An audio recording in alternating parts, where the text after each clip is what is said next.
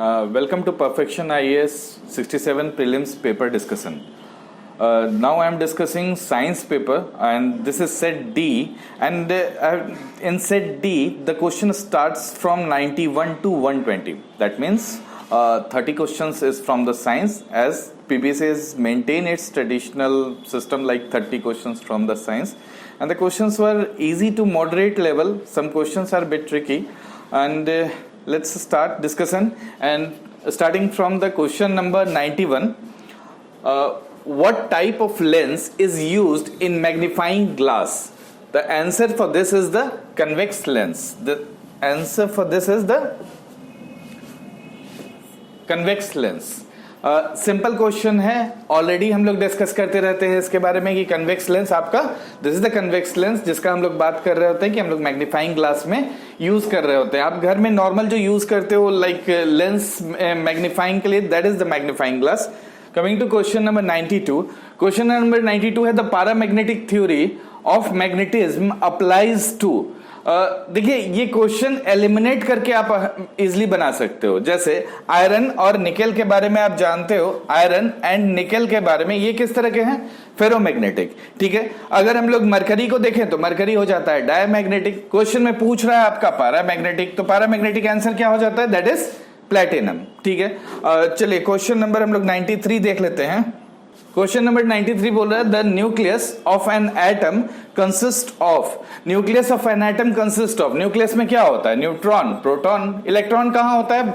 Outer orbit में rotate कर रहा होता है. तो ये सिंपल सा क्वेश्चन, इसका आंसर क्या हो जाएगा? That is B, proton and neutron.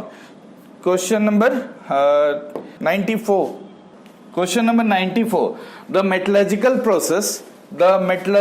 Process in which a metal is obtained in fused state is called. देखिए इसका आंसर पहले हम लोग डिस्कस कर लेते हैं. आंसर होगा स्मेल्टिंग. इजी क्वेश्चन इसलिए है ये कि ऑलरेडी आप नॉर्मल बात करते हो कि लाइक ब्लास्ट फर्नेस में क्या कर रहे होते हैं हम लोग? आयरन का स्मेल्टिंग करते हैं, यानी ओर से हम लोग आयरन को अलग कर रहे होते हैं, यानी फ्यूज स्टेट में ले रहे होते हैं. तो जनरली हम लोग ब्लास्ट फर्नेस में क्या कर रहे हैं? स्मेल्टिंग. तो वहां से भी आप वर्ड को याद रख सकते हो. Okay, it is talking about this smelting. ठीक है. चलिए क्वेश्चन नंबर 95 चलते हैं. क्वेश्चन नंबर 95 बोल रहा है which among the following are the constituents of brass. देखो बहुत बार रिपीट किया गया है ब्रास का कंस्टिट्यूएंट क्या होता है. इसमें मुझे नहीं लगता है डिस्कशन का भी किसी को जरूरत होगा. That is zinc and copper. ठीक है. तो इसका आंसर क्या हो जाएगा? 95 ऑप्शन डी. ठीक है. चलिए question number 96 which among the following is known as quick lime. Quick lime देखो ये थोड़ा सा कंफ्यूजिंग होगा आपको कि CaOH2 होगा कि CaO होगा. एक्चुअल में CaOH2 को हम लोग स्लैग्ड लाइम बोलते हैं. क्या बोलते हैं? This is slagged lime. और CaO क्या होता है? That is quick lime. ठीक है. तो CaO क्विक लाइम, इसका आंसर क्या हो जाएगा? आपका आंसर इज डी. तो 96 आंसर क्या हो गया आपका? डी. चलिए क्वेश्चन नंबर 97 में आ जाते हैं. 97 बोल रहा है what happens to the weight of iron when it rust. देखिए आयरन का पूछ रहा है कि वेट का क्या चेंजेस आएगा. सिंपल सा बात है, जब आयरन रस्ट होता है तो क्या बनाता है? Ferric oxide. तो इसका मतलब उसका वेट क्या होगा? इंक्रीज हो जाएगा. तो फर्स्ट तो इंक्रीज होगा. दूसरा जब काफी समय हो जाता है आफ्टर रस्टिंग, इसमें इरोजन चालू हो जाता है, तो हम लोग क्या बोल सकते हैं? Then decrease. तो आंसर क्या हो जाएगा? बी. ठीक है. तो 97 का आंसर क्या हो गया? B, that is increases then decreases. चलिए क्वेश्चन नंबर हमारा नेक्स्ट है, that is 98 which among the following is known as white metal. देखो ये क्वेश्चन थोड़ा सा कंफ्यूजिंग था बिकॉज आप लोग मोस्ट ऑफ द केसेस में प्लैटिनम मार्क किए होंगे. प्लैटिनम को हम लोग व्हाइट गोल्ड बोलते हैं. प्लैटिनम एक्चुअली में क्या है? This is white gold. ठीक है. बाकी अगर आप इनमें से देखोगे तो इन सब का कलर सिल्वरी व्हाइट होता है. तो मेरे ख्याल से इसका आंसर बीपीएससी ले जाएगा आपके लिए ऑप्शन ई. ठीक है. चलिए हम लोग नेक्स्ट क्वेश्चन पर आ जाते हैं. नेक्स्ट हमारा कौन सा क्वेश्चन है? 99. चलिए question number 99. Consider the following statement with respect to noble metals. चलो नोबल मेटल वर्ड सुना है. नोबल मेटल क्या होता है? जो फ्री स्टेट में मिल रहा है, ठीक है, रिएक्टिविटी नहीं होगा, कोरोड नहीं होगा, तो इसका क्या होगा, noble metals are found in the pure form in nature, that is true, ठीक है। एंड यूरेनियम, सेकंड पॉइंट है इसमें, uranium and lead are the examples of the noble metal. Uranium और लेड का भी नोबल मेटल हो सकेगा, uranium तो खुद आपका मतलब हम लोग रेडियो एक्टिविटी पढ़ रहे होते हैं तो यूरेनियम का ही बात कर रहे होते हैं, तो इसका आंसर क्या हो जाएगा, that is one only, correct पूछ रहे हैं ना, वन ओनली, ठीक है। क्वेश्चन नंबर 100 है, कंसीडर द फॉलोइंग स्टेटमेंट्स।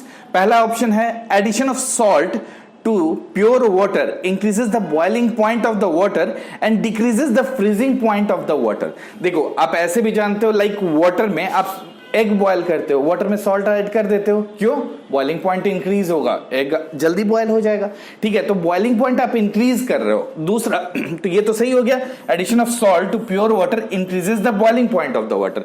और आप कोल्ड कंट्रीज में देखे हो, मींस न्यूज में भी दिखा रहा होता है, हम लोग सॉल्ट स्प्रे कर रहे होते हैं मतलब रोड पर, इसका मतलब क्या है, that decreases the freezing point of the water, ठीक है, तो ये ऑप्शन बिल्कुल सही है।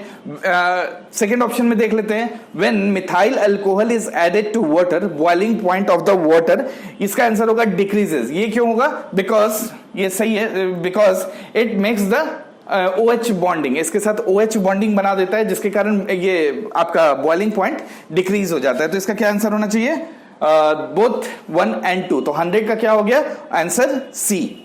चलिए 101 देख लेते हैं। 101 है, which among the following is the main constituent of the biogas. Simple सा क्वेश्चन है, इसका आंसर तो कुछ पूछने का जरूरत नहीं, दैट इज मीथेन, क्योंकि आप प्रोपेन और ब्यूटेन के बारे में कहां जानते हो, एलपीजी में पढ़े हो। एलपीजी में क्या होता है, बीपी बोलते भी हैं, ब्यूटेन एंड प्रोपेन।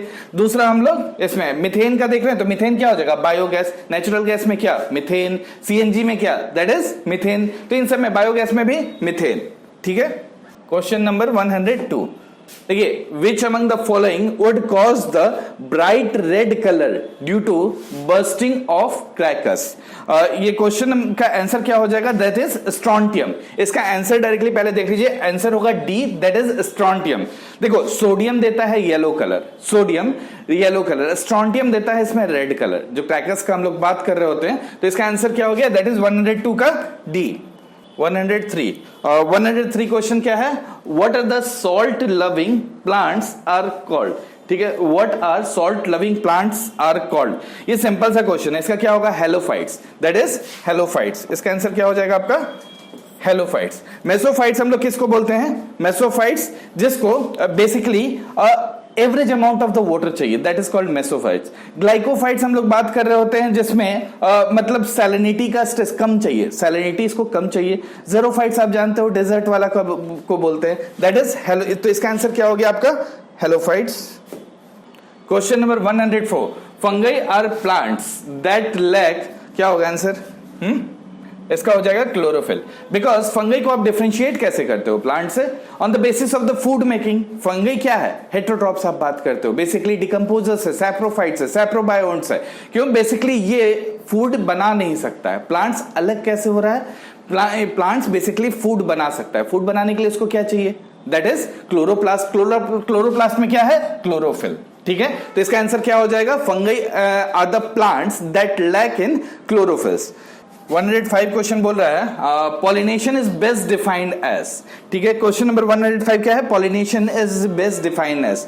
पॉलिनेशन, ये सिंपल डेफिनेशन ही पूछ रहा है डायरेक्टली पॉलिनेशन का। पॉलिनेशन को आप डिफाइन कैसे करते हो, pollination is defined as transfer of pollen grain from anther to stigma. Anther मतलब क्या, that is male reproductive plant part of the plant. और एंथर के अंदर क्या होता है, पॉलिन सैक। पॉलिन सैक के अंदर क्या होता है, pollen grain. To stigma, stigma कौन सा है, दैट इज आप कार्पल पढ़े हुए हो, means female reproductive plant part of the flower कौन सा है, दैट इज कार्पल। कार्पल का ऊपर का पार्ट कौन सा, दैट इज आपका स्टिग्मा। फिर बीच में क्या आता है, स्टाइल। फिर नीचे क्या आता है, ओवरी। तो इसमें आंसर क्या हो जाएगा, ये डायरेक्ट सिंपल क्वेश्चन है, जिसका आंसर हो जाएगा transfer of pollen grain from anther to stigma. चलिए नेक्स्ट क्वेश्चन में चलते हैं हम लोग।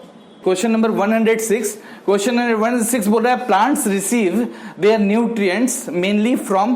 देखो प्लांट्स न्यूट्रिएंट्स पूछ रहा है, ठीक है, ये थोड़ी ना पूछ रहा है कि आपका ऑक्सीजन, कार्बन डाइऑक्साइड कहां से लेता है। कार्बन डाइऑक्साइड बोलता है तो आप एटमॉस्फेयर बोल लेते, ठीक है। फूड प्रोडक्शन बोलता है तो आप लाइट बोल लेते। यहां पूछ रहा है न्यूट्रिएंट्स कहां से लेगा, न्यूट्रिएंट्स तो भाई सॉइल से ही लेगा। तो इसका आंसर क्या हो जाएगा, ये सॉइल। तो plants receive there nutrients mainly from soil. Option क्या होगा आपका, सी।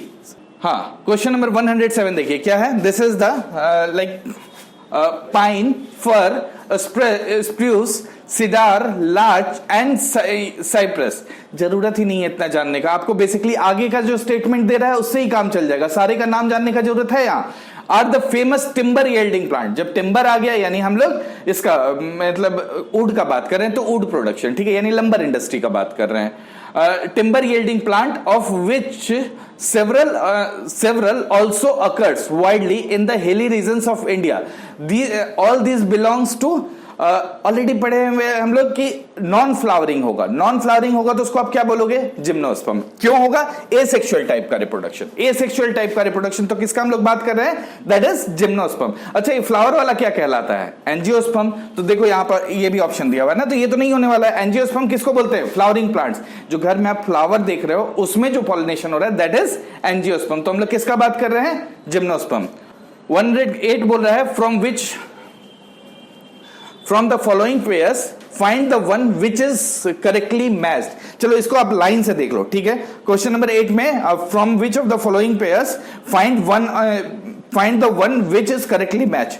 देखिए इसमें ट्यूबरक्लोसिस के लिए दे दिया है एटीएस. एटीएस क्या होता है? Anti tetanus serum. तो ये तो टेटनस के लिए होता है, यानी लॉक जॉ का बात कर रहा है, ये तो होगा ही नहीं. चलो दूसरा हम लोग देख रहे हैं बी में क्या है? टेटनस. टेटनस का क्या होता है? दैट इज इसमें दिया है बीसीजी. करेक्टली मैच करना है. बीसीजी किसके लिए होता है? टीबी के लिए. तो ये भी गलत हो गया, तो आपका ये गलत. स्कर्वी भी देख लीजिए. स्कर्वी छोड़िए, स्कर्वी होगा क्या डिजीज? तो इसमें हम लोग विटामिन सी का बात करेंगे. थायमिन किसके लिए होता है? That is vitamin B1. तो ये भी गलत. तो करेक्ट आंसर क्या हो गया आपका? मलेरिया. मलेरिया में हम लोग किसका देख रहे हैं? क्लोरोक्विन. ठीक है, क्लोरोक्विन कहां से एक्सट्रैक्ट होता है? हाँ, bark of cinchona tree. Already हम लोग ये सब बात करते हैं. That is obtained from the bark of cinchona tree. अभी क्लोरोक्विन का सब्स्टिट्यूट क्या है? हाइड्रोक्लोरोक्विन भी यूज कर सकते हो आप. ठीक है, चलिए question 109 the animal without red blood cell. देखो सिंपल क्वेश्चन पूछ रहा है, रेड ब्लड सेल पूछ रहा है, आरबीसी. हेमोग्लोबिन नहीं पूछ रहा है. हेमोग्लोबिन रहता तो हेमोग्लोबिन होता है अर्थ फॉर्म के पास, लेकिन कैसे होता है? सस्पेंडेड फॉर्म में होता है. बेसिकली आरबीसी के ऊपर ही हम लोग, आरबीसी का स्ट्रक्चर हम लोग में आरबीसी है, हम लोग में हेमोग्लोबिन कहां होता है? आरबीसी. कैसा होता है शेप आरबीसी का? Oval biconcave. इसी के ऊपर हम लोग क्या बनाते हैं? जैसे ऐसे बना दिए. दिस इज द आपका, ये तो ब्लड ग्रुप वाला हो गया, इसी में आपका बेसिकली अटैच रहेगा हेमोग्लोबिन. ठीक है, तो यहां पर हम लोग देख रहे हैं कि अर्थवर्म में आरबीसी नहीं होता, इसमें हेमोग्लोबिन कैसे होता है? सस्पेंडेड फॉर्म में. तो इसका आंसर डायरेक्टली क्या हो जाएगा? 109 का ए. चलिए नेक्स्ट क्वेश्चन हम लोग आ जाते हैं 110 क्या बोल रहा है? The ultimate substance to which the carbohydrates are degraded is. अब ये बताओ, ये सब क्वेश्चन पूछने लायक पूछा है? ठीक है, कुछ क्वेश्चंस बहुत सिंपल है, बहुत सिंपल. ग्लूकोज, कार्बोहाइड्रेट का बात कर रहे हैं. कार्बोहाइड्रेट ऐसे भी हम, आप सोच के देखो, कार्बोहाइड्रेट में 3 हम लोग जानते हैं. कौन कौन सा? मोनोसैकेराइड, डाइसैकेराइड, और डाइसैकेराइड को आप ऑलिगोसैकेराइड में डाल देते हो, यानी 2 से 10 तक वाला. ठीक है, चलो डाइसैकेराइड ही याद रखेंगे. उसके बाद नेक्स्ट क्या होता है? पॉलीसैकेराइड. ठीक है, यहां आप खुद देखो, ग्लूकोज क्या है? ग्लूकोज आपका मोनोसैकेराइड है. ग्लूकोज फ्रुक्टोज दोनों का बात करते हैं, दोनों किस में आता है? That is in monosaccharide. तो इसका मतलब सिंपलेस्ट सब्सटेंस कौन सा हो रहा है? ग्लूकोज. अगर ग्लाइसेरॉल का बात करता है, या ग्लाइसेरॉल और साथ में आपका रहता है फैटी एसिड, ये किसका सिंपलर फॉर्म हो रहा है? लिपिड्स का. लिपिड्स जब ब्रेक होता है तो किसमें आता है? ग्लाइसेरॉल और आपका फैटी एसिड. माल्टोज देख लो, माल्टोज तो खुद डाइसैकेराइड है, तो माल्टोज को भी तो ब्रेक होना होगा. माल्टोज को भी मोनोसैकेराइड्स में ब्रेक होना होगा. और अमीनो एसिड, प्रोटीन किस में होगा? अमीनो एसिड्स में. तो हम लोग अमीनो एसिड्स तो लास्ट में आके देखते हैं ना कि यहाँ सबसे छोटा यूनिट प्रोटीन का क्या हो रहा है? Different amino acids mix protein. तो ये भी गलत हो गया. तो आपका आंसर क्या हो गया? ग्लूकोज. सिंपल सा बात बोल रहा है, कार्बोहाइड्रेट. जैसे आप शुगर भी खा रहे हो, ठीक है, तो वो कैसे डाइजेस्ट होगा? सिंपलेस्ट फॉर्म का पूछ रहा है, दैट इज ग्लूकोज, मोनोसैकेराइड में. ठीक है, चलिए क्वेश्चन नंबर 111 में आ जाते हैं. Most of the enzymes are. क्या होता है most of the enzymes are? इसमें बिना मतलब कॉमन सेंस लगा के देखेंगे. ठीक है, इसको बनाने का जरूरत ही नहीं है. लिपिड्स हो सकता है, मतलब फैट होगा क्या? लिपिड्स और फैट एक ही बात कर रहे हैं. फैट होगा नहीं. एसिड्स, ठीक है, अल्कलीज, एसिड बेस का तो बात ही नहीं करते, तो क्या हो जाएगा? दैट इज प्रोटीन, ठीक है। तो 111 का क्या हो जाएगा, दैट इज प्रोटीन। चलिए क्वेश्चन नंबर 112 में आ जाते हैं। Who was the first scientist who attempted vaccination? Edward zener. क्यों? एडवर्ड जिनर क्या किए थे, स्मॉल पॉक्स का सबसे पहले वैक्सीन यही निकाले थे, ठीक है। इन्हीं को हम लोग क्या बोलते हैं, फादर ऑफ इम्यूनोलॉजी भी बोलते हैं। एडवर्ड जिनर को क्या बोलते हैं, फादर ऑफ इम्यूनोलॉजी भी बोलते हैं। ऐसे भी आप पढ़े होंगे, एकमात्र ऐसा डिजीज है स्मॉल पॉक्स जो पूरे वर्ल्ड से इरेडिकेट किया जा चुका है 1980 में, ठीक है। WHO का एक बहुत बड़ा अटेम्प्ट था। ये स्मॉल पॉक्स, हम लोग चेचक का बात कर रहे हैं, ठीक है। तो ये हो गया। तो Edward Jenner basically small pox का निकाले थे और पहला वैक्सीन यही था, ठीक है। चलिए क्वेश्चन नंबर 113 में आ जाते हैं हम लोग। क्वेश्चन नंबर 13 क्या बोल रहा है, 113, the working principle of washing machine is, क्या होगा, दिस इज सेंट्रीफ्यूगेशन। मतलब क्या होता है, बाहर फेंक रहा होता है। तो बाहर से हम लोग वॉशिंग मशीन में देखते हो पानी जैसे बाहर बनता है। क्रीम सेपरेटर में भी हम लोग यही काम करते हैं। तो दो तो हम लोग नॉर्मली पढ़ रहे होते हैं सेंट्रीफ्यूगेशन में। कौन कौन सा, एक वॉशिंग मशीन और दूसरा हम लोग क्रीम सेपरेटर। तो यहां तो एक पूछ लिया आपसे। चलिए सिंपल क्वेश्चन है ये भी। Next, the speed of light will be minimum while passing. तो मिनिमम बात कर रहा है। देखो स्पीड ऑफ लाइट सबसे ज्यादा कहां होगा, वैक्यूम और एयर का बात कर रहे होते हैं, फिर लिक्विड, फिर सॉलिड। तो सबसे कम कहां, दैट इज सॉलिड। हम लोग क्या बोल रहे हैं, दैट इज वैक्यूम। वैक्यूम में क्या होगा, सबसे ज्यादा कितना होता है स्पीड ऑफ लाइट, 3 × 10⁸ मीटर पर सेकेंड। इसके बाद हम लोग किसका बात करें, वैक्यूम और एयर। आप लिख लीजिए, थोड़ा बहुत चेंजेस आता है इसलिए एक साथ लिख देते हैं। इसके बाद आपका हो गया लिक्विड। लिक्विड के बाद कौन सा हो जाएगा आपका, सॉलिड, ठीक है। तो सबसे कम किस में, सॉलिड में। तो इसमें सॉलिड कोई है, चलो देखो ग्लास दिया हुआ है तो ग्लास तो सॉलिड हो गया ना। तो सबसे कम स्पीड ऑफ लाइट किस में हो गया, ये ग्लास में। वैक्यूम तो हम लोग देख रहे हैं, सबसे ज्यादा एयर, सबसे ज्यादा वाटर, उसके बाद तो आंसर क्या हो गया, दैट इज सी, ग्लास। 114 का answer glass, C. 115, which of the following is not a vector quantity? Scalar vector सुने हो ना। स्केलर वेक्टर में क्या होता है, स्केलर डायरेक्शन नहीं बता रहा है। और एक और होता है वेक्टर का, हम लोग बात कर रहे हैं means unit with means dimension with direction, ठीक है। तो डायरेक्शन भी शो कर रहा होता है, लेकिन साथ में एक और रूल होता है, that also obeys the law of vector addition. उसको हम लोग बात कर रहे होते हैं वेक्टर का। तो यहां पर बेसिकली इतना जानने का जरूरत भी नहीं था, सिंपल क्वेश्चन है ये। डायरेक्टली आप देखो वेलोसिटी, टॉर्क, डिस्प्लेसमेंट, ये तीनों का अपना डायरेक्शन होता ही है। बचा क्या आपके पास, स्पीड। तो कौन सा हो जाएगा ये, स्पीड। और आंसर क्या हो गया 115 का, डी, दैट इज स्पीड। चलिए क्वेश्चन नंबर 116 देख लेते हैं। If the spinning speed of the earth increases, then the weight of the body at the equator will, यानी पूछ रहा है अर्थ का स्पिन का स्पीड इंक्रीज कर दे। अर्थ का स्पिन का स्पीड क्या है पता है, अर्थ का स्पिन का स्पीड क्या है, दैट इज हम लोग बोलते हैं 24 घंटा में अर्थ रोटेट कर रहा है। यानी कितना होगा स्पीड। अब देखो अर्थ का एक्चुअली में मतलब नहीं है, बस ऐसे ही देख लीजिए। अर्थ का बेसिकली सर्कमफ्रेंस पे हम लोग क्या बोल रहे होते हैं, 24,000 माइल्स। पूरा सर्कमफ्रेंस क्या हो रहा होता है इसका, 24,000 माइल्स। डिवाइड कर दो 24 से, यानी हम किस स्पीड से इक्वेटर पे रोटेट कर रहे हैं, समझ लो, 1000 माइल्स पर आवर। कितना हो रहा है, 1000 माइल्स पर आवर। अब पूछ रहा है इस स्पीड को इंक्रीज कर देंगे, तो स्पीड इंक्रीज करेंगे तो किस पर असर पूछ रहा है, वेट पर। वेट इक्वल्स टू क्या होता है, mg। मास तो सब जगह सेम रहेगा। g क्या हो जाएगा, g डिक्रीज हो जाएगा। g डिक्रीज होगा तो आपका क्या हो जाएगा इसका answer, weight of the body at the equator will decrease. तो 116 का आंसर क्या हो गया, that is a, D, A decrease. चलिए क्वेश्चन नंबर 117 पे आ जाइए। फैक्ट बेस्ड क्वेश्चन है, ठीक है। Who is the first person to define speed, कौन है, दैट इज गैलीलियो, ठीक है। इसका क्या हो जाएगा, गैलीलियो। फैक्ट बेस है, आपको पता होना चाहिए। पहली बार ये मींस स्पीड को डिफाइन कर रहे थे गैलीलियो। सेकंड में आ जाते हैं, नेक्स्ट क्वेश्चन में आ जाते हैं, that is question number 118। What is the law in which under the same conditions of temperature and pressure equal volumes of the gases contain equal number of molecules? ये मोल वाला पूछ रहा है, आप समझो। इक्वल नंबर ऑफ मॉलिक्यूल्स का बात कर रहा है, मतलब एक मोल का बात कर रहा है। जहां मोल वोल आता है हम लोग किसका बात करते हैं, अवोगैड्रो का बात करते हैं। तो इसका कौन सा हो जाएगा, दैट इज अवोगैड्रो लॉ, ठीक है। उसमें बेसिकली कर क्या रहे होते हैं हम लोग, मास और आपका मॉलिक्यूल्स का कंपैरिजन कर रहे हैं, ठीक है। तो दैट इज अवोगैड्रो लॉ। इसी में आप अवोगैड्रो नंबर देखते हो, क्या होता है, वैल्यू 6.022 × 10⁻23। चलिए क्वेश्चन नंबर 119 देखिए जल्दी।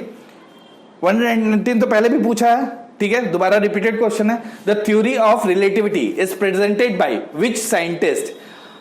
अब खुद सोच के देखो, थ्योरी ऑफ रिलेटिविटी बीपीएससी को बहुत अच्छा लगता है, हर बार पूछता रहता है। This is Albert Einstein. चलिए क्वेश्चन नंबर 120 में आ जाते हैं। ये थोड़ा सा टफ होगा आपके लिए, ठीक है। इसमें हम लोग बात कर रहे हैं, due to the temperature variation along a conductor potential variations occurs along it. This phenomena is known as, actual में इसको थॉमसन्स इफेक्ट बोलते हैं। थॉमसन्स इफेक्ट में बेसिकली आप खुद सोचो ना, जैसे कोई मेटल है, ठीक है, मेटल में हम लोग बीच में हीट कर दिए, बीच में हीट कर दिए, जहां हीट करोगे वहां क्या होगा, इलेक्ट्रॉन का डेंसिटी घट जाएगा, और जहां आप कम रखे हो, जहां हीट कम रखे हो, वहां इलेक्ट्रॉन का डेंसिटी बढ़ जाएगा, ठीक है। तो ये बेसिकली उस पर डिपेंड करा देता है। यानी इस केस में क्या होगा, दोनों तरफ हम लोग एक तरफ देखेंगे हीट का चेंजेस दिख रहा है, लेकिन बीच में हम लोग कम इफेक्ट देख रहे होंगे इलेक्ट्रॉन के डेंसिटी के कारण। तो इसको आप क्या बोलते हो, थॉमसन्स इफेक्ट। तो 120 का आंसर क्या हो जाएगा, that is the Thomson's effect, ठीक है। कैसा आप लोग का पेपर रहा कमेंट में बताइए, ठीक है। पेपर इजी टू मॉडरेट इसलिए बोल रहा हूं कि कुछ क्वेश्चंस लाइक थॉमसन्स इफेक्ट आप लोग शायद नहीं पढ़े होंगे, ठीक है। चलिए, all the best and thank you. Good evening student. हम लोग हिस्ट्री का क्वेश्चन अभी एक्सप्लेन करेंगे। एक दो क्वेश्चन जो डाउट है उसको भी देख लेंगे क्या डाउट है, और हम लोग डिस्कस करना शुरू करते हैं, ठीक है। ये सेट डी है, क्वेश्चन नंबर 1 से हम लोग देख रहे हैं। क्वेश्चन नंबर 1 है, रोमन साम्राज्य से व्यापारिक संबंध किसने स्थापित किए? तो इसका आंसर हो जाएगा चेड़। इसका आंसर हो जाएगा चेड़। एक्चुअली सातवाहन काल में सिक्का मिलना शुरू हो जाता है, लेकिन चेड़ काल में सिक्के तो नहीं मिल रहे हैं, लेकिन इसका साहित्यिक विवरण मिलना शुरू हो चुका है, ठीक है। क्वेश्चन नंबर 2 देखते हैं। मुस्लिम शासक जिसका साम्राज्य दारुल इस्लाम का एक भाग माना जाता था। देखिए, दारुल इस्लाम और दारुल हर्ब दो कंसेप्ट है। दारुल हर्ब का मतलब होता है वैसा राज जहां मूर्ति पूजा होता है, दारुल इस्लाम का होता है वैसा राज जहां इस्लामिक नियम कानून चलते हैं। तो टेक्निकली देखा जाए तो इनमें से कोई ऐसा शासक नहीं है जो दारुल हर्ब इस्लाम का बात करता है। लेकिन फिर भी अगर हमको चुनना पड़ जाए इसमें से, तो मोस्ट प्रोबेबली हम इल्तुतमिश को चुनेंगे, क्योंकि ये पहला शासक है जिसने अपने खलीफा से मान्यता प्राप्त करवाया था। लेकिन इसका आंसर ई भी हो सकता है, बहुत बड़ी बात नहीं है, क्योंकि टेक्निकली ऐसा कोई है नहीं। लेकिन फिर भी अगर चुनना पड़ना हो तो चुनने में हम लोग इल्तुतमिश को चुनेंगे और किसी को नहीं चुनेंगे। क्वेश्चन नंबर 3 आ जाते हैं। इनमें से किसने खलीफा की शक्ति का विरोध किया? इनमें से किसने खलीफा की शक्ति का विरोध किया? तो अगर हम देखते हैं विरोध किया, तो हम लोग देखते हैं इसमें कोई ऐसा शासक नहीं जिसने खलीफा की शक्ति का विरोध किया। अलाउद्दीन खिलजी ने खलीफा के नाम का सहारा नहीं लिया, मोहम्मद बिन तुगलक ने खलीफा का सहारा नहीं लिया, लेकिन लास्टली मोहम्मद बिन तुगलक को भी अंततः अपना नाम सिक्के पर खलीफा का नाम रखवाना पड़ा। इसलिए अगर देखा जाए तो इसका आंसर ई होना चाहिए टेक्निकली, इसलिए इसका आंसर हो जाएगा ई। फिर आते हैं हम next question number 4। Tughril Khan ने किसके शासन के दौरान विद्रोह किया था? तो बहुत फेमस क्वेश्चन है, बलबन के समय, और बलबन ने इसी के बारे में बताया था, आदेश दिया था कि इसको घसीटते हुए लाया गया था बंगाल से दिल्ली तक। कि बहुत फेमस क्वेश्चन है, सब जगह हर बुक में मिलता है, तो इसका आंसर हो जाएगा बलबन। नेक्स्ट आ जाते हैं, सर्वप्रथम किस मुगल शासक ने ब्रिटिश के विरुद्ध संघर्ष किया था? तो इसका आंसर हो जाएगा औरंगजेब। शाहजहां पुर्तगाली के अगेंस्ट संघर्ष किया था, लेकिन यहां आंसर है अंग्रेज, ब्रिटिश है, इसलिए इसका आंसर हो जाएगा औरंगजेब। नेक्स्ट आते हैं, निम्नलिखित किसने सामाजिक सुधार विलियम बेंटिक ने प्रारंभ किया? तो सती प्रथा का उन्मूलन कोई दिक्कत नहीं है, दास प्रथा का उन्मूलन ये भी दिक्कत नहीं है, ये भी लाए गए थे नियम। इसमें बेसिकली प्रावधान क्या था? इसमें प्रावधान यह था कि अगर कोई व्यक्ति हिंदू हो या मुसलमान हो, अगर वो क्रिश्चियनिटी धर्म को अपनाता है तो उसके पैतृक संपत्ति से बेदखल नहीं किया जाएगा। बेसिकली इस क्रिश्चियनिटी को बढ़ावा देने के लिए लाया गया था। तो इसमें सारा आंसर, ठगों का दमन भी है, इसलिए सारा आंसर जो होगा वो हो जाएगा, आंसर है सी, 1 2 3 4। नेक्स्ट आते हैं, किसने सिंध विजित कर उसका अधिग्रहण किया?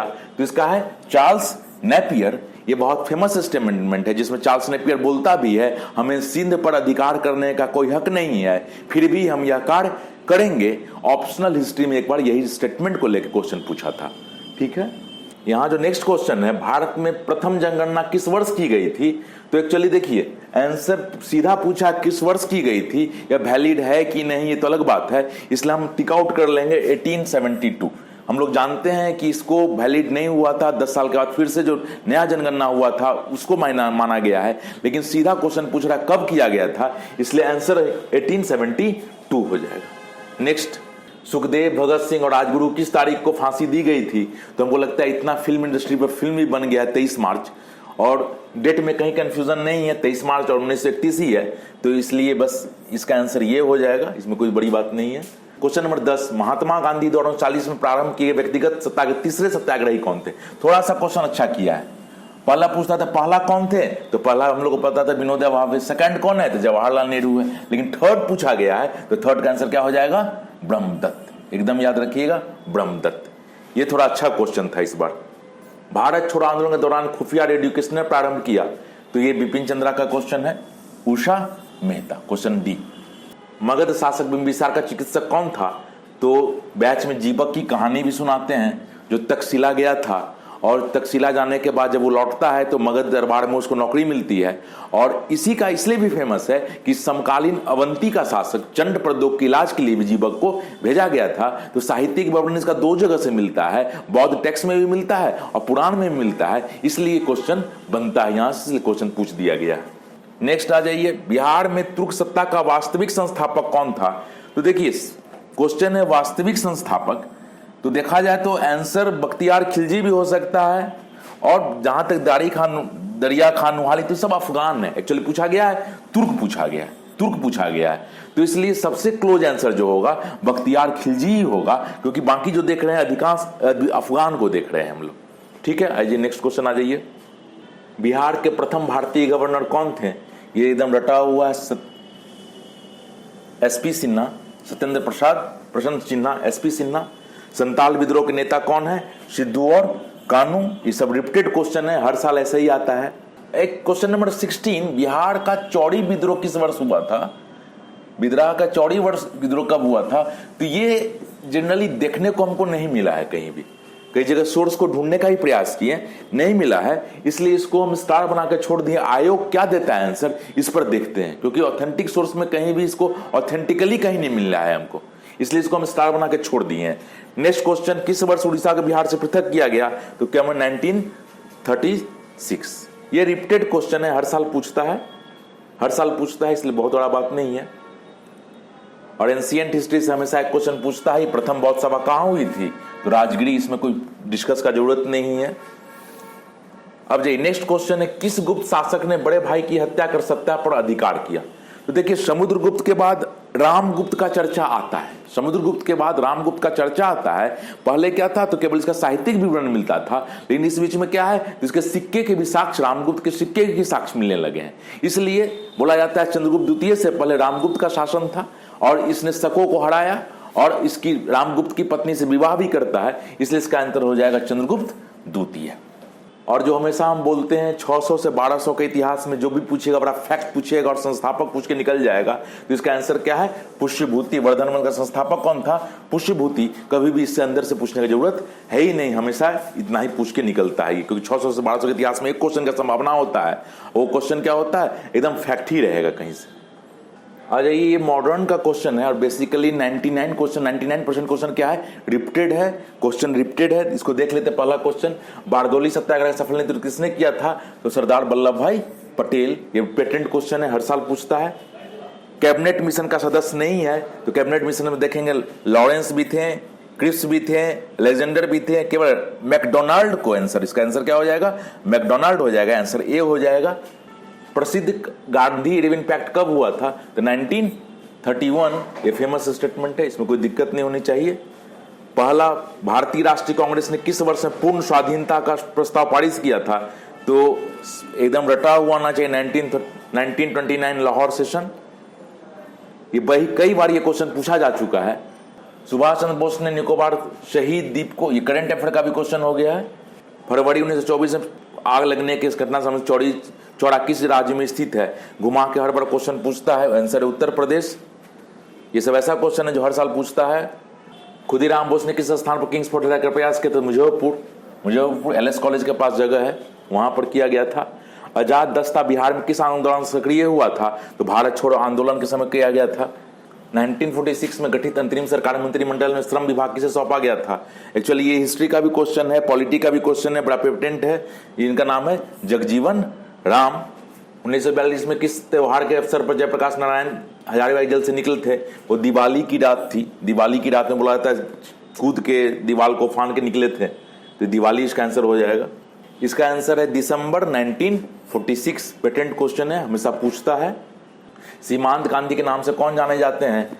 अब्दुल गफ्फार खां। ये कई बार पूछ भी चुका है। झांसी की रानी की मृत्यु कहाँ हुई थी? तो ये भी एक ग्वालियर हुआ था। और लास्ट 2 क्वेश्चन देख लेते हैं हम लोग। बंगाल विभाजन के जिसने कहा था कि विभाजन हमारे ऊपर बम की तरह गिरा है। एक्चुअली बम नहीं होना चाहिए, यहाँ ब्रज होना चाहिए। ब्रज होना चाहिए, व्रज जिसको बोलते हैं, ब्रज होना चाहिए। एक्चुअली बम बोल दिया है। जितने भी ऑथेंटिक टेक्स्ट हैं बिपिन चंद्रा में भी देखिएगा उसके ब्रज प्रयोग किया है, लेकिन यहाँ बम दे दिया है। लेकिन सूर्यनाथ बनर्जी का स्टेटमेंट है। सरदार उधम सिंह किसे मारा था? Michael O'Dwyer. तो क्वेश्चन, एक क्वेश्चन ऐसा है जो चौड़ी चौड़ा कहाँ है, उसको किसी ऑथेंटिक सोर्स से मिला नहीं है, तो हम लोग देख के अपडेट करेंगे इसको आयोग क्या देता है आंसर। और क्वेश्चन ओवरऑल रिपीटेड था हिस्ट्री का, बहुत टफ नहीं था। जैसा क्वेश्चन पूछता है बीपीएससी वैसा ही था। ठीक है, फिर धन्यवाद। Hello, welcome to perfection IAS. जैसा कि आप सभी जानते हैं कि आज 67 प्रीलिम्स था बीपीएससी का, और उसमें पॉलिटी का जो क्वेश्चंस था 41 से लेकर के 50 तक था। आते हैं और देखते हैं इसको। 41 नंबर जो क्वेश्चन है, लोकसभा में सामान्यतः कितने सत्र होते हैं? तो देखिए, सत्र की बात करें तो 3 सत्र होते हैं। जैसे जैसे आप, पहला जो होता है बजट सत्र, फिर होता है मानसून सत्र, और फिर होता है पुनः यहां पर देखेंगे शीतकालीन सत्र। शीतकालीन सत्र, क्लियर? तो लोकसभा में सामान्यतः कितने सत्र होते हैं? 3 सत्र। तो ऑप्शन नंबर आपका क्या होगा? डी आंसर होगा। उसके बाद आते हैं 42। ठीक है, 42 में पूछा है स्वतंत्र भारत के प्रथम विधि आयोग के अध्यक्ष कौन थे? देखिए, पूछा है स्वतंत्र भारत के प्रथम विधि आयोग के अध्यक्ष, स्वतंत्र भारत के पूछा हुआ है।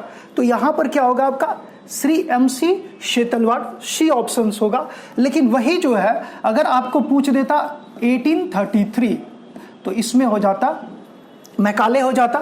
तो खैर, ये स्वतंत्र भारत के प्रथम विधि आयोग के अध्यक्ष पूछा हुआ है, तो इसका आंसर क्या होगा? Option C, Shri MC Setalvad. ठीक है, उसके बाद देखते हैं 43 में है कि भारत में यदि एक राज्य एक चुनाव लागू किया जाता है तो भारतीय संविधान के किस अनुच्छेद में संशोधन की आवश्यकता होगी? ठीक है, देखिए इसमें जो है अनुच्छेद में संशोधन, किस अनुच्छेद में संशोधन की आवश्यकता होगी, इसको अगर देखें तो सबसे पहले इसमें देखते हैं क्या क्या हो सकता है।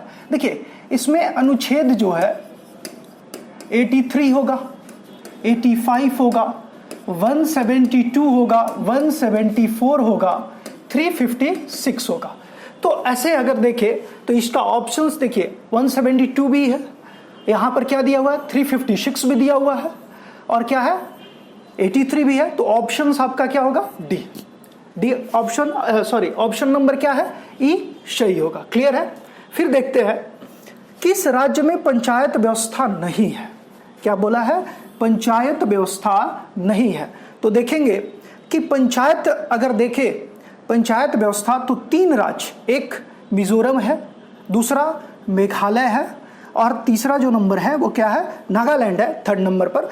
और अगर यूटी की बात करें तो यूटी में क्या है? दिल्ली है। तो यहां पर जो देखेंगे ऑप्शन में आपका कौन सा सही होगा? व्यवस्था नहीं है। किस राज्य में पंचायत व्यवस्था नहीं है? तो क्या है आपको? मिजोरम, मेघालय और नागालैंड में नहीं है। तो ऑप्शन नंबर क्या होगा आपका? ई। ऑप्शन नंबर कौन सा होगा? ई। क्लियर है? आगे बढ़ते हैं और देखते हैं प्रत्येक राज्य में लोकसभा के सीटों का निर्धारण परिसीमन आयोग द्वारा किया जाता है। इस परिसीमन को किस वर्ष तक रोक दिया गया है? क्लियर है? तो देखते हैं 84th अमेंडमेंट जो होता है, ठीक है, 2002 में होता है, और इसमें यह निर्धारित किया जाता है कि परिसीमन आयोग 2026 तक नहीं होगा। तो यहां पर आपका ऑप्शन क्या है? बी। 45 का ऑप्शन क्या होगा? बी। क्लियर है? आगे देखते हैं 46 कहता है सर्वोच्च न्यायालय एक, तो देखिएगा मानव अधिकारों का संरक्षक है, वो गलत है। ऑप्शन बी संविधान का अंतिम विवेचक, क्लियर है। और एक कहता है संघीय न्यायालय, डी। तो अब देखें कि कौन सा सही है इसमें, तो ऑप्शन नंबर आपका ई क्या होगा, सही होगा, क्योंकि क्या है बी और डी इसमें दोनों सही है। तो ऑप्शन क्या होगा आपके पास, ई, ठीक है। तो ये ऑप्शन 46 का होगा। फिर कहता है 47 में कि पंचायतों की वित्तीय स्थिति की समीक्षा के लिए राज्य सरकार प्रत्येक 5 वर्षों में क्या गठित करती है, प्रत्येक 5 वर्षों में क्या सरकार गठित करती है, ठीक है। तो राज्य सरकार, तो यहां पर देखेंगे वित्त समिति नहीं होगा, सलाहकार आयोग नहीं होगा, सलाहकार समिति भी नहीं होगा, वित्त आयोग होगा। चूंकि यहां पर क्या होता है 243I के तहत आपका ऑप्शन क्या होगा 47 का डी, क्योंकि 243I क्या कहता है वित्त आयोग, किसके लिए, राज्यों के लिए, ठीक है। आगे बढ़ते हैं 48 सामुदायिक विकास का उद्देश्य क्या है। देखिए इसमें जो ऑप्शन है, ठीक है, इसमें आपका ई ऑप्शन सही होगा। सामुदायिक विकास का उद्देश्य क्या है, इसका ऑप्शन क्या होगा, क्या ई, क्लियर है।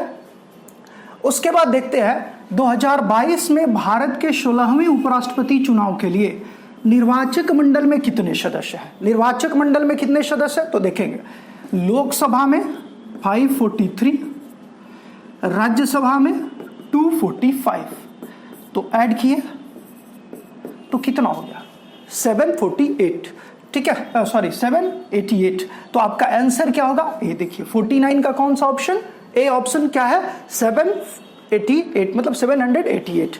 और एक लास्ट जो है 50 नंबर जो क्वेश्चन पूछा है उसमें क्या कहता है, भारत का राष्ट्रपति कितनी बार पुनः चुनाव के लिए पात्र होता है। तो देखिए यहां पर 2 बार गलत है, 3 बार भी गलत है, यहां पर होगा कितनी भी बार, क्योंकि भारत का राष्ट्रपति कितनी भी बार, यहां पर एज का कोई लिमिटेशन नहीं है, ठीक है। यहां पर कितनी भी बार वह क्या है चुनाव लड़ सकता है, ठीक है। तो ये था पॉलिटी का 10 क्वेश्चंस, ठीक है। तो आई होप आप लोग समझ गए होंगे, धन्यवाद। अब हम लोग ज्योग्राफी के क्वेश्चंस का डिस्कशन करेंगे। तो इस डिस्कशन में सबसे पहला तो देखोगे कि आज फर्स्ट जो क्वेश्चन है वो ये है कि सैरागासो सागर ये किसका भाग है, ये किसका पार्ट है। तो मैंने क्लास में भी कई बार आप लोगों को कराया होगा एंड आई होप आप सभी को याद होगा कि सैरागासो जो है वो नॉर्थ अटलांटिक ओशियन का पार्ट है। और ये बनता कैसे है इसको याद करो, मैंने आपको बताया था कि ये आपका इक्वेटर हो गया है ना, इक्वेटर से नॉर्थ इक्वेटोरियल करंट चलता है ना, स्टर्ली के इम्पैक्ट में। फिर ऊपर बढ़ेगा कौन सा, गल्फ स्ट्रीम, आई होप आप लोग को याद होगा गल्फ स्ट्रीम। उसके बाद आगे क्या होगा, ये होगा नॉर्थ अटलांटिक ड्रिफ्ट। और फिर उसके बाद साउथ की तरफ जब जाओगे तो देखोगे यहाँ पर एक करंट है जिसको हम लोग बोलते हैं कैनाडीज करंट, राइट, आप लोग को याद होगा। और मैंने ये भी बताया था कि इनके बीच में जो एक वाटर बॉडी है, ये वाटर बॉडी क्योंकि इन सभी का स्पीड, ये सारे ओशियनिक करंट्स का स्पीड बहुत ज़्यादा है, तो बीच का जो वाटर बॉडी है वो वाटर बॉडी स्टैग्नेंट रह जाता है, स्थिर रह जाता है। और इस वाटर बॉडी के स्थिर रहने के कारण यहाँ पे सीवेट्स यानी कि समुद्री घास उत्पन्न हो जाते हैं। इन समुद्री घासों को ही सैरागासो कहा जाता है और इस घास के नाम के आधार पर ही इस सागर का नाम रखा गया है सैरागासो सागर। आई होप आप लोगों को याद होगा। तो फर्स्ट का जो आंसर होगा वो क्या हो जाएगा, north Atlantic ocean, right. Next question की तरफ आगे बढ़ते हैं। तो ये तो बहुत ही इजी सा क्वेश्चन है कि boundary line between India and China क्या कहा जाता है, सभी को पता होगा कौन सा लाइन है, मैकमोहन लाइन है। आई होप इसमें तो कुछ है नहीं ज़्यादातर, तो ये बहुत इजी क्वेश्चन है। थर्ड, ये बहुत अच्छा क्वेश्चन है कि Rajasthan receives very little rain, क्यों काफ़ी कम वर्षा प्राप्त होती है राजस्थान को। देखो है क्या, मैंने आप लोगों को पहले ही बताया होगा कि ये अगर आप इंडिया का मैप देखो तो अरावली का जो सिचुएशन है वो इस तरीके से, राइट। और अरावली का सिचुएशन इस तरीके से है, तो यहाँ से जो मॉनसूनल विंड्स चलती है वो मॉनसूनल विंड्स इसको ये अरावली पर्वत जो है वो रोक नहीं पाती। और जब मॉनसूनल विंड्स को अरावली पर्वत नहीं रोक पाएगी तो क्या होगा कि ये जो मॉनसूनल विंड्स है जो कि रेन कैरिंग विंड्स है वो डायरेक्टली आगे की तरफ ट्रांसफर कर जाती है और यहाँ पर राजस्थान में किसी भी प्रकार का रेनफॉल नहीं होता है, थोड़े से एरिया को छोड़कर। ये पहले भी मैंने आपको बताया। एंड दैट्स वाई ये जो राजस्थान का वेस्टर्न पार्ट है, इस वेस्टर्न पार्ट में किसी भी तरीके का रेनफॉल, काफ़ी कम रेनफॉल आपको देखने को मिलता है। मैंने आपको ये भी बताया होगा कि जैसलमेर, बाड़मेर, बीकानेर ऐसे लोकेशंस हैं जहाँ पर 9 सेंटीमीटर 10 सेंटीमीटर का रेनफॉल होता है।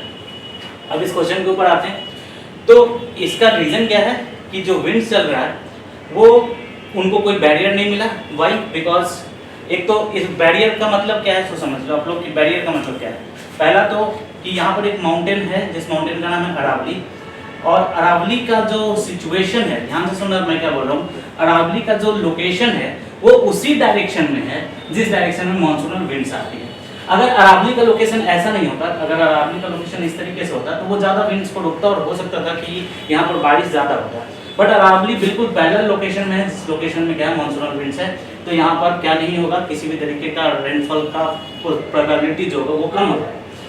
दूसरी बात, तो ये बैरियर की तरफ की तरह काम नहीं करता है, और अगर बैरियर की तरह नहीं काम करेगा तो क्या होगा, यहाँ पर जो विंड्स हैं, जो रेन कैरिंग विंड्स हैं, उनका नेसेसरी अपलिफ्टमेंट नहीं होगा। जब उनका अननेसेसरी अपलिफ्टमेंट नहीं होगा तो डेफिनेटली वहाँ पर रेनफॉल जो होगा वो काफ़ी क्या होगा, कम होगा।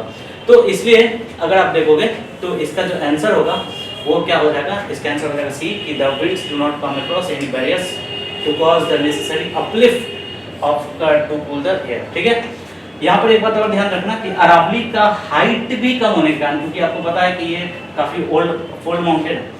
अरावली कैसा माउंटेन है, याद होगा आप लोगों को, ओल्ड फोल्ड माउंटेन है। तो ओल्ड फोल्ड माउंटेन होने के कारण अरावली का हाइट भी क्या है, काफ़ी कम है। ये अब जो है यह इरोजनल फेज में जा चुका है, मतलब एकदम इसका हाइट जो वो कम हो चुका है। दैट्स वाई यहाँ पर क्या होगा, इसका आंसर जो होगा सी होता है। ठीक है, आगे की तरफ बढ़ते हैं कि consider the following statements. In India the project tiger was launched in 1973, पहले भी कई बार डिस्कस कर चुके हैं। इस बार का जो थीम था building A shared feature for all life, बिल्कुल सही है। एंड ये टाइगर कंजर्वेशन प्रोग्राम है, आई होप आप सभी को याद होगा। That's why answer will be 1, 2 and 3।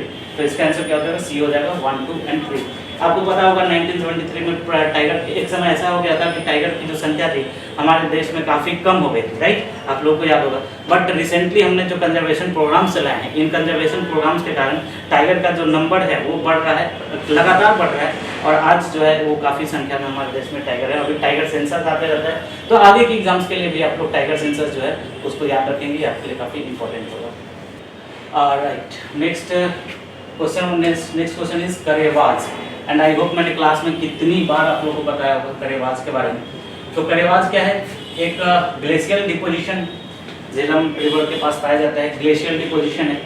और इसमें क्या होता है कि जो ग्लेशियर के स्लिट्स हैं, अवसाद हैं, इन अवसादों के निक्षेपण के कारण, ग्लेशियर के जो अवसाद हैं, इन अवसादों के निक्षेपण के कारण करेवा सॉइल का फॉर्मेशन होता है। और ये जो करेवा सॉइल है, मैंने आपको बताया कश्मीर घाटी में पाया जाता है, और ये जाफरान की खेती के लिए काफ़ी फेमस होता है। जाफरान जो है वो केसर का एक क्या टाइप है, एक लोकल टाइप है, तो इसलिए इसका आंसर जो है वो क्या हो जाएगा, सैफरन हो जाएगा, जाफरान हो जाएगा। राइट, चला गया, आई होप ये तो आप लोग को पता होना चाहिए। नेक्स्ट है which state in India is the leading producer of thorium.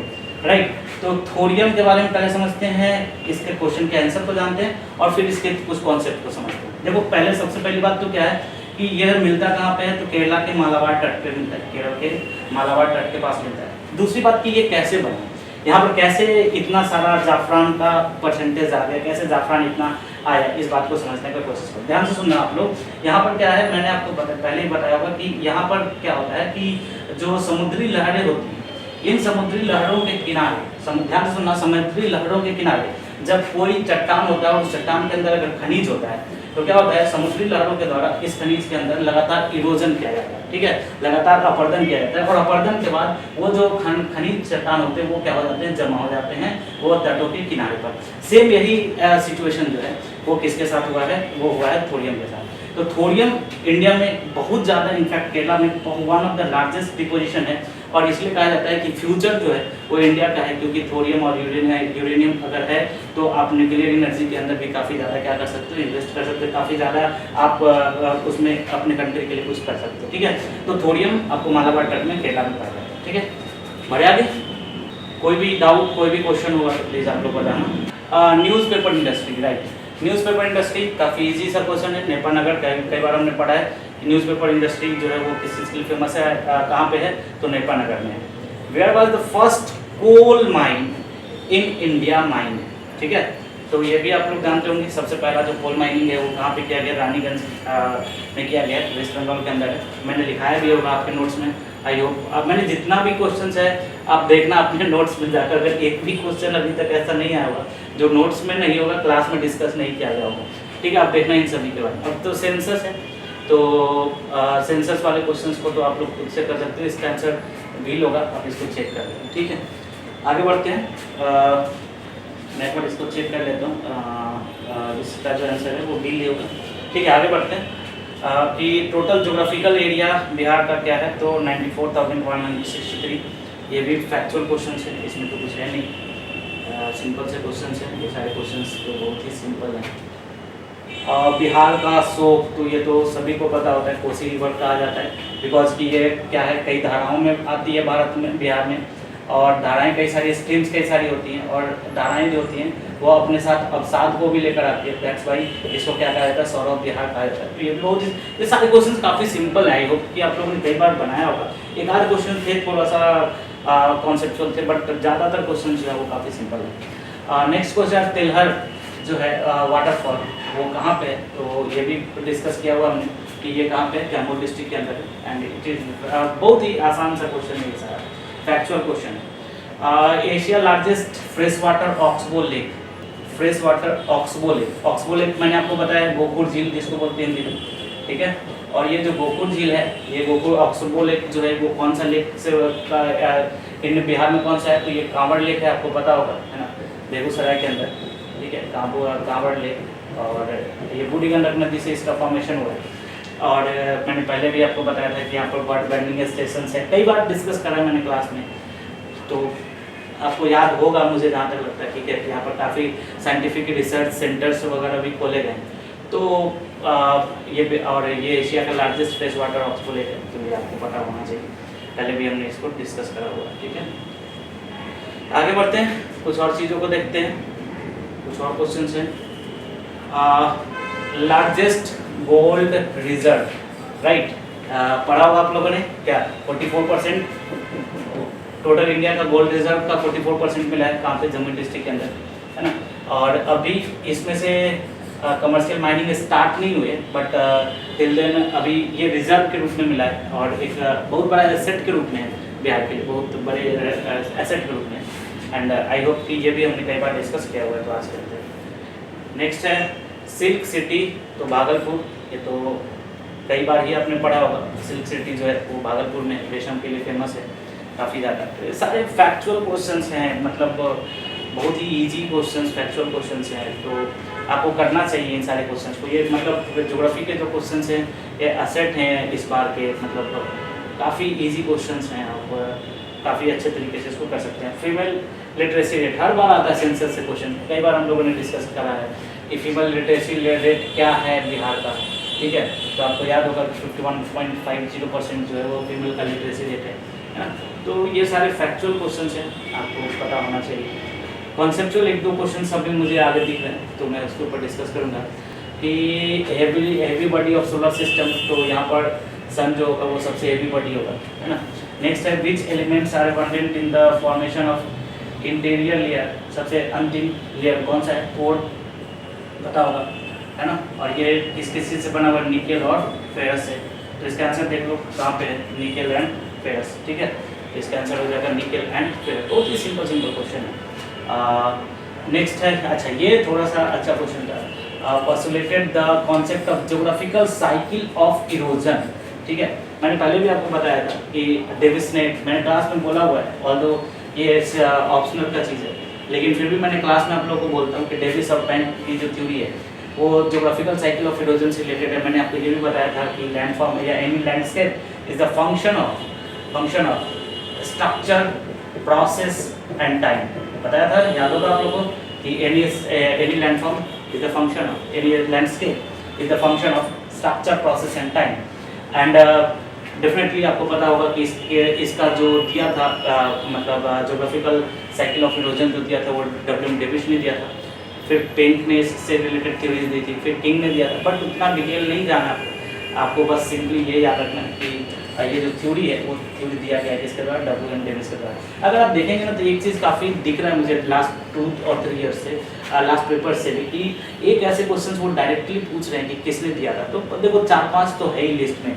आप देखो जैसे कि मान लो कि जो लोग अभी दे रहे हैं या अगली बार देंगे, तो कॉन्टिनेंटल ड्रिफ्ट थ्योरी किसने दिया, कॉन्वेक्शन करंट थ्योरी किसने दिया, याद कर लो आप, कॉन्वेक्शन करंट थ्योरी किसने दिया, ठीक है।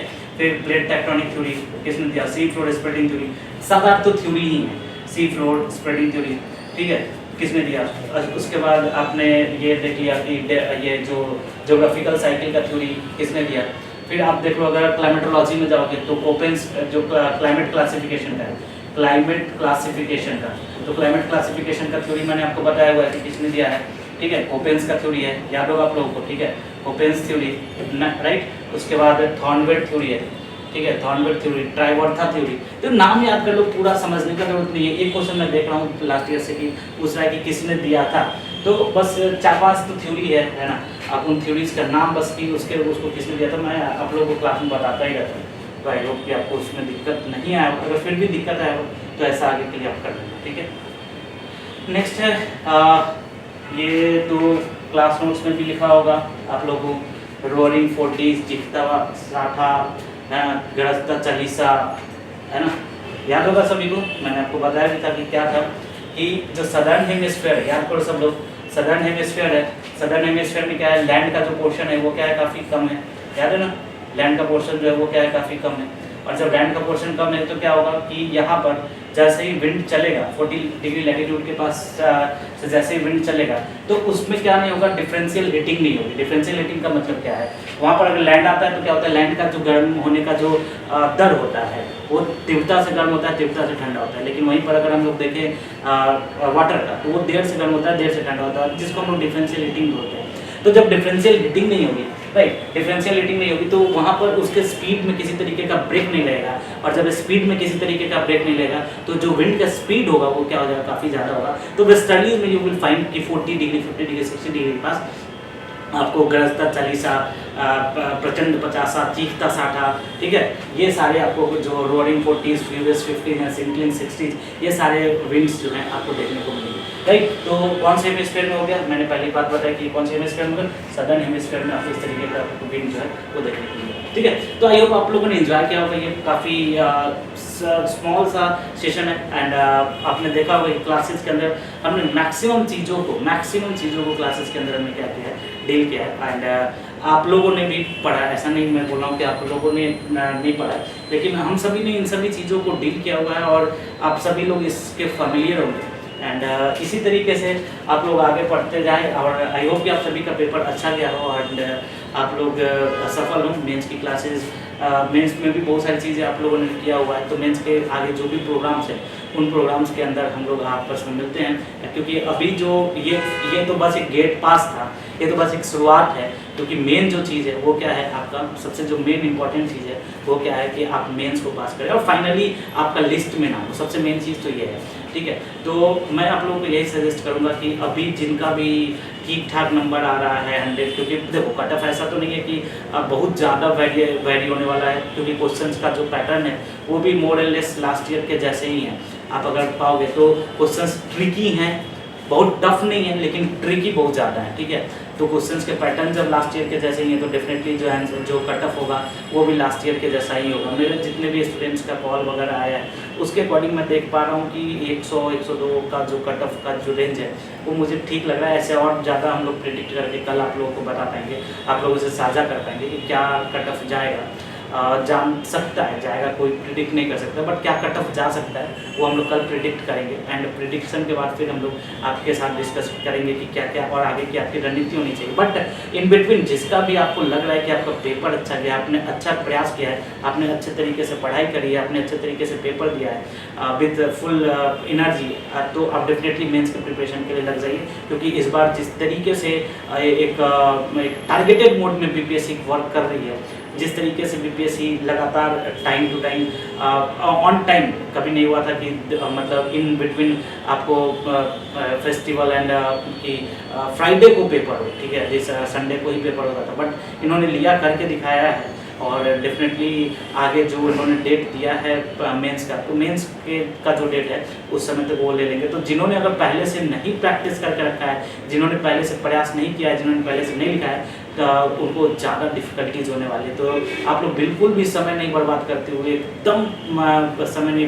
बर्बाद करते हुए आप अपने पूरे तन्मयता के साथ मेंस के लिए लग जाएं, सिलेबस निकालें, सिलेबस को डिकोड करें, सिलेबस को देखें कि क्या क्या क्वेश्चंस पहले पूछे गए हैं और फिर उस पैटर्न के ऊपर अपने आंसर्स लिखने स्टार्ट करें। जो मेरे स्टूडेंट्स हैं, मैंने उनको मेंस का इकोनॉमी पढ़ा दिया है, डेफिनेट जैसे ही क्लासेस शुरू होंगी उनको, और पॉलिटी इंग्लिश मीडियम में करा दिया गया था और हिंदी मीडियम में मेंस करा दिया है, ये हिंदी मीडियम में इकोनॉमी करा दिया गया है। जैसे ही एग्ज़ाम खत्म होता है, मतलब पूजा की छुट्टियां खत्म होती है, आप लोग आइए और हम लोग फिर एक पूरे एनर्जी के साथ, पूरे उत्साह के साथ फिर हम लोग इस दौर में आप आगे बढ़े हैं, आपने सफलता अर्जित की है, उस सफलता को और आगे बढ़ाएं और उसको एक अंतिम मुकाम तक पहुँचाएं।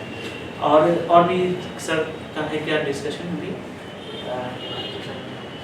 तो लगभग मैक्सिमम क्वेश्चंस का डिस्कशन हो गया और अभी टेलीग्राम चैनल के ऊपर हम लोग ना इसका पूरा मॉडल आंसर ये आंसर 1-to-1 आंसर जो है वो अभी हम अपलोड कर दिए होंगे या टीम कर रही है। हो सकता है कि उसमें एक आध दो आंसर्स वैरी कर जाएं, 2-4 क्वेश्चंस वैरी करें, क्योंकि ये तो ह्यूमन नेचर, एक आध क्वेश्चंस 2-4% का आप लोग भी एरर मान के रखना, बट हमने अपने तरफ से पूरा कोशिश किया है कि एरर मिनिमाइज हो, एरर कम से कम हो, और उसको अपलोड कर दिया गया है। आप लोग अपने आंसर्स मिलाएं और जिसका भी नंबर 90-95 के ऊपर आ रहा है, 95 के ऊपर अगर आ रहा है तो आप लोग मेंस की तैयारी में लग जाएं। All the very best to all the candidates. आप लोग अच्छा कीजिए और सफलता निश्चित रूप से प्राप्त कीजिए। और ये एक स्टार्ट है, ये जो आपने अभी अच्छा किया है, जिन्होंने भी अच्छा किया है, ये एक स्टार्ट है। और जिनका थोड़ा सा प्रॉब्लम हो गया, अच्छा नहीं कर पाए, वो लोग फिर से पूरे उत्साह के साथ, पूरे एनर्जी के साथ फिर से आप लोग जुड़े, फिर से लगे और नेक्स्ट जो एग्ज़ाम है उस एग्ज़ाम में अपने पूरे तन्मयता के साथ लगे। और जिन्होंने भी अच्छा से पेपर दिया है, आप लोग मेंस के प्रिपरेशन में लग जाएं। All the very best, thank you. हाँ, एक और अनाउंसमेंट था आप सभी के लिए कि करंट अफेयर्स का जो आंसर शीट है वो हमने पहले ही अपलोड कर दिया था, पहले यूट्यूब चैनल पे अपलोड हो चुका है। तो आई होप कि आप लोगों ने भी उसको देख लिया होगा, ठीक है। एंड लगभग सारे फैकल्टीज़ ने अपने सेक्शन को कंप्लीट कर लिया है एंड कंप्लीट कर दिया आप लोगों के लिए। और आप लोग अच्छे से लगिए, कीजिए, ठीक है। मिलते हैं आफ्टर पूजा और in between. Happy Dussehra to all of you. अच्छे से फेस्टिवल मनाइए और उसके पूरे तन्मयता के साथ तैयारी में लग जाइए, ठीक है। मिलते हैं, थैंक यू।